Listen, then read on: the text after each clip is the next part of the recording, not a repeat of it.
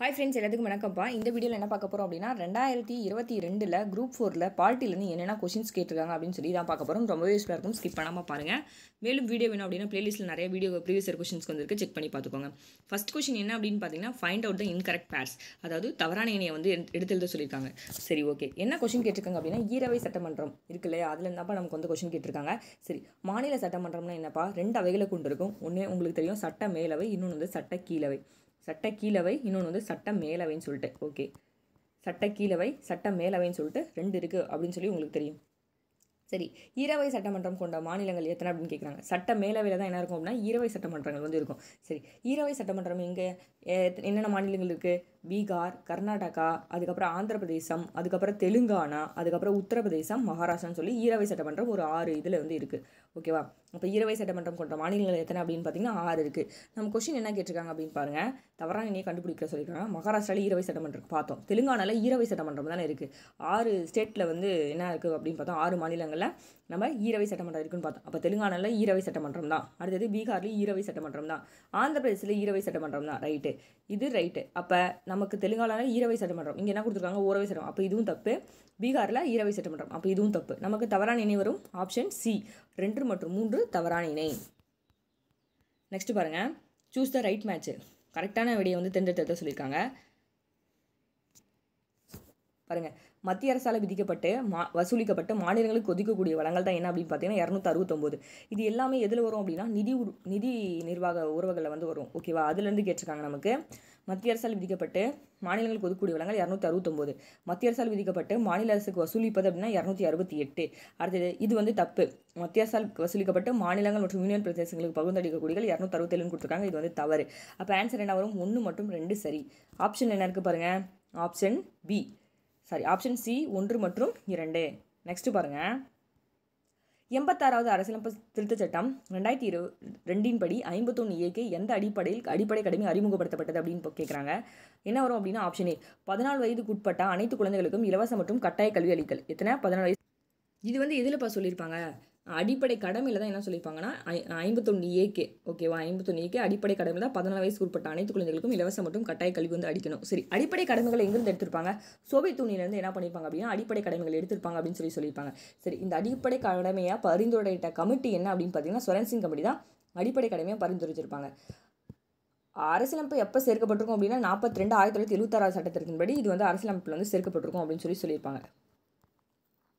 அடிப்படை கடமை தான் எந்த பகுதியில் இடம்பெற்றிருக்கு அப்படின்னா பகுதி 4A வந்து இடம்பெற்றிருக்கு அப்படின்னு சொல்லி பார்த்துருப்பீங்க. சரிப்பா, நெக்ஸ்ட் கொஸ்டின் பார்க்கலாமா?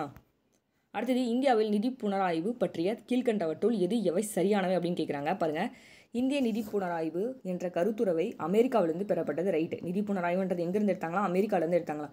ஒன்றிய மற்றும் மாநில சட்டங்கள் இரண்டும் உச்சநீதிமன்ற நிதி புனராய்வுக்கு உட்படும். ரைட்டு. என்ன கொடுத்துருக்காங்க? அரசியலமைப்பு சட்டப்பிரிவு 13B நிதித்துறை மற்றும் மறுஆய்வு செய்வதை தடுக்கிறது அப்படின்னு சொல்லியிருக்காங்க. இது வந்து தப்பு. அப்போ ஆன்சர் என்ன வரும்னா 1 மற்றும் 2, ஆப்ஷன் ஏ.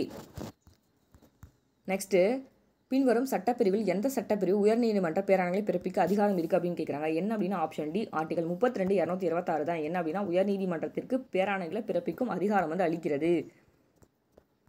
நெக்ஸ்ட் கொஸ்டின் பாருங்கள், இந்தியா பல்வேறு நம்பிக்கைகளை சமமாக போற்றி மதிக்கப்படும் இடமாக இருப்பதோடு ஒரு தேசிய கண்ணோட்டை கொண்டிருக்கும் அப்படின்னு சொன்னது ஜவஹர்லால் நேரு தான் சொல்லியிருப்பாங்க. இந்தியா பல்வேறு நம்பிக்கைகளை சமமாக போற்றி மதிக்கப்படும் இடமாக இருப்பதோடு ஒரு தேசிய கண்ணோட்டத்தை கொண்டிருக்கும் சொன்னது யார் சொல்லியிருப்பாங்க அப்படின்னா ஜவஹர்லால் நேரு அவர்கள் வந்து சொல்லியிருப்பாங்க. அடுத்து, தேசிய ஊராட்சி நாள் எப்போ கொண்டு வந்தாங்க அப்படின்னு பார்த்தீங்கன்னா ஏப்ரல் 24 தான் என்ன அப்படின்னா தேசிய ஊராட்சி நாள். நெக்ஸ்ட் கொஸ்டின் பாருங்கள், இதர பிற்படுத்தப்பட்ட வகுப்பினர் பட்டியலை மாநிலங்களை தயாரிக்கும் அதிகாரத்தை மீட்பதற்காக இந்திய நாடாளுமன்றத்தில் கொண்டு வரப்பட்ட சட்டத்திருத்தம் கீழ்கண்ட 3 அரசமைப்பு கூறுகளை திருத்தியது அப்படின்னு கேட்குறாங்க. எந்த அரசமைப்பு கூறு அப்படின்னா 338, 342A, அதுக்கப்புறம் 366. என்னன்னா, இதர பிற்படுத்தப்பட்ட வகுப்பினர் பட்டியல் மாநிலங்களை தயாரிக்கும் அதிகாரத்தை மீட்பதற்காக இந்திய நாடாளுமன்றத்தில் கொண்டு வரப்பட்ட சட்டத்திருத்தம் அப்படின்னா என்ன அப்படின்னா 338, 342A, அதுக்கப்புறம் 366, ஆப்ஷன் சி. நெக்ஸ்ட் என்ன அப்படின்னு பாருங்கள், கீழ்கண்டவற்றுள் நிதி ஆயோக் பற்றிய எந்த கூற்று சரியானது அப்படின்னு கேட்குறாங்க. 2வது கூற்று மட்டும்தான் சரியானது. பாருங்கள், இந்திய பிரதமர் நிதி ஆயோக்கோட தலைவர். இந்திய பிரதமர் தான் யார்? நிதி ஆயோக்கோட தலைவர். நெக்ஸ்ட் கொஸ்டின், தவறாக பொருந்தியுள்ளது என்ன அப்படின்னு கேட்குறாங்க. பாருங்கள், அரசியலமைப்பு பிரிவு 14 சட்டத்தின் அனைவரும் சமம். 17 என்னப்பா? தீண்டாமை ஒழிக்கிறது தான் என்ன அப்படின்னு பார்த்தீங்கன்னா 17. சட்டப்பிரிவு 17 என்ன அப்படின்னா தீண்டாமை ஒழிப்பு தான் 17. ஆனால் இங்கே என்ன கொடுத்துருக்காங்க? பொது வேலை வாய்ப்பில் சம வாய்ப்பு அப்படின்னு சொல்லி கொடுத்துருக்காங்க. இது வந்து தவறு. ஓகேவா? இப்போ பொது வாய்ப்பில் சம வேலை வாய்ப்புன்றது தவறு. அடுத்தது பிரிவு 21 தொடக்க கல்வி பெறும் உரிமை. அதுக்கப்புறம் அரசியலமைப்பு 26 சமய விவகாரங்களை நிர்வகிக்கும் உரிமை. அப்போ தவறானது என்ன அப்படின்னா ஆப்ஷன் பி. நெக்ஸ்ட் பாருங்க, இந்திய அரசமைப்பு சாசனத்தின் வழிகாட்டு நெறிமுறைகள் போல் டேஸ் தோற்றம் அளிப்பவை ஆகும் அப்படின்னா அறிவுறுத்தல் செயற்கருவி 1935. இந்திய அரசியலமைப்பு சாசனத்தின் வழிகாட்டுதல் நெறிமுறைகள் டேஸ் போல தோற்றம் அளிப்பவை ஆகும் அப்படின்னா அறிவுறுத்தல் செயற்கருவி 1935.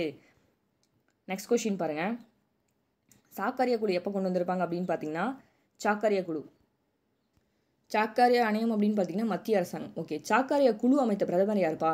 இந்திரா காந்தி தான் என்ன பண்ணிப்பாங்க அப்படின்னா சாக்கரிய குழு அமைத்த பிரதமர் அப்படின்னு சொல்லுவாங்க. சாக்கரியா குழு வந்து எத்தனை பரிந்துரைகளை சொல்லியிருக்கோம் அப்படின்னா 247 பரிந்துரைகளை வந்து சொல்லியிருக்கோம் அப்படின்னு சொல்கிறாங்க.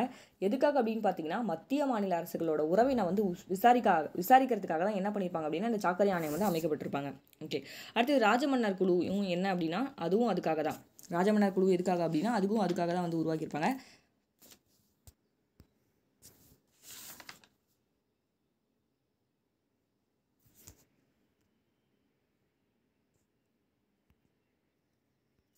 ராஜமன்னார் குழுவும் மத்திய மாநில அரசை வந்து விசாரிக்கிறதுக்காக தான் என்ன பண்ணியிருப்பாங்க அப்படின்னா ராஜமன்னார் குழுவும் உருவாக்கியிருப்பாங்க. ராஜமன்னார் குழு எப்போ அப்படின்னு பார்த்தீங்கன்னா 1969 ராஜமன்னார் குழு. சாக்கரை குழு எப்போ கொண்டு வந்திருப்பாங்கன்னா 1983 சாக்கரை குழு கொண்டு வந்திருப்பாங்க. அடுத்தது அனந்த்பூர் சாகி தீர்மானம் அப்படின்னு கொடுத்துருக்காங்க. எப்போ அனந்த்பூர் சாகி தீர்மானம்னாலே அது என்ன அப்படின்னா அகாலித்தலம். ஓகேவா? அனந்த்பூர் சாகி தீர்மானம் அகாலித்தலம். பொம்மை தீர்ப்பு அப்படின்னு பார்த்தீங்கன்னா பொம்மை தீர்ப்பு யார் கொடுத்துருப்பாங்க அப்படின்னா மத்திய அரசாங்கம் வந்து கொடுத்துருப்பாங்க. பொம்மை தீர்ப்பு மத்திய அரசாங்கம். ஒரு சாக்கரிய குழு அப்படின்னு பார்த்தீங்கன்னா 1983 சாக்கரிய குழு. அடுத்தது ராஜமன்னார் குழு 1969. அனந்த் சாஹிப் தீர்மானம் அப்படின்னு பார்த்தீங்கன்னா அகாலித்தலம். பொம்மை தீர்ப்பு அப்படின்னா மத்திய அரசாங்கம். என்ன வரும்? Option B. நெக்ஸ்ட்டு நுகர்வோர் பாதுகாப்பு சட்டம் எப்போ கொண்டு வந்தாங்க அப்படின்னு சொல்லி கேட்குறாங்க. எப்போ அப்படின்னு பார்த்தீங்கன்னா 1986 நுகர்வோர் பாதுகாப்பு சட்டம். நுகர்வோர் பாதுகாப்பு சட்டத்தை என்ன சொல்லுவாங்க அப்படின்னா நுகர்வோருக்கான மகாசாசனம் அப்படின்னு சொல்லுவாங்க. நுகர்வோர் பாதுகாப்பு சட்டம் எப்போ நடைமுறைக்கு வந்தது அப்படின்னு சொல்லியிருப்பாங்க. அதான் டிசம்பர் 24 1986 தான் என்ன பண்ணியிருக்கோம்னா நுகர்வோர் பாதுகாப்பு சட்டம் வந்து நடைமுறைக்கு வந்து வந்திருக்கும். அதே நுகர்வோர் பாதுகாப்பு மசோதா அப்படின்னா ஆகஸ்ட் 2009. ஓகேவா? நுகர்வோர் பாதுகாப்பு மசோதா ஆகஸ்ட் 2009. சரி, அடுத்து என்ன கேட்குறாங்க? நுகர்வோர் பாதுகாப்பு சட்டம் 1986. சட்ட அளவியல் சட்டம் அப்படின்னு பார்த்தீங்கன்னா சட்ட அளவியல் சட்டம் 2009. சட்ட அளவியல் சட்டம் 2009. அத்தியாவசிய பொருட்கள் சட்டம்னா 1955. அத்தியாவசிய பொருட்கள் சட்டம் 1955. கள்ள சந்தைப்படுத்தல் தடுப்பு சட்டம் அப்படின்னா 1980. இது எங்கே இருக்குது அப்படின்னா 7th ஸ்கூல் புக்கில் நுகர்வோர் அப்படின்னு சொல்லி ஒரு டாபிக் இருக்கும். அந்த டாப்பிக்கில் வந்து இந்த சட்டங்கள் எல்லாமே கொடுத்துருப்பாங்க. பார்த்திங்க அப்படின்னா ஈஸியாக இந்த கொஷின்ஸ் வந்து அடிச்சிடலாம். ஸ்கூல் புக்கில் தான் இந்த கொஷின்ஸ் கேட்டிருக்காங்க. நெக்ஸ்ட்டு கீழ்கண்ட கூற்றுகளில் எது எவை தவறானது அரசு உரிமைகள் உள்ளடக்கியது அப்படின்னு கேட்டிருக்காங்க. வாக்களிக்கும் உரிமை, அரசு பணிகள் பதவி வகிக்கும் உரிமை, அரசை விமர்சிக்கக்கூடாது அப்படின்னு சொல்லியிருக்காங்க. இதில் எது வந்து தவறானது அப்படின்னு பார்த்தீங்கன்னா அரசியல் என்னென்னா ஆப்ஷன் டி தான். என்னென்னா அரசை வந்து விமர்சிக்கக்கூடாது அப்படின்னு சொல்லியிருக்காங்க. அரசை வந்து விமர்சிக்கக்கூடாது, இதுதான் தவறான கூற்று. வாக்களிக்கலாம், அரசு பணிகள் பதவி வைக்கும் உரிமை வந்து இருக்குது, அரசியல் உரிமைகள் அப்படின்னா. ஆனால் அரசை வந்து விமர்சிக்கக்கூடாது. அப்போ தவறானது என்ன அப்படின்னா அரசை வந்து விமர்சிக்கக்கூடாது, ஆப்ஷன் டி. ஓகேப்பா, அவ்வளோதான். இப்போ நம்ம வந்து 2022 ஜிகேல என்னென்னா கொஷின்ஸ் எல்லாம் கேட்டாங்க அப்படின்னு சொல்லி ஓரளவுக்கு பார்த்தாச்சு. ரொம்பவே யூஸ்ஃபுல்லாக இருக்கும்னு நினைக்கிற வீடியோ. தேங்க்யூப்பா, தேங்க்ஸ் ஃபார் வாட்சிங்.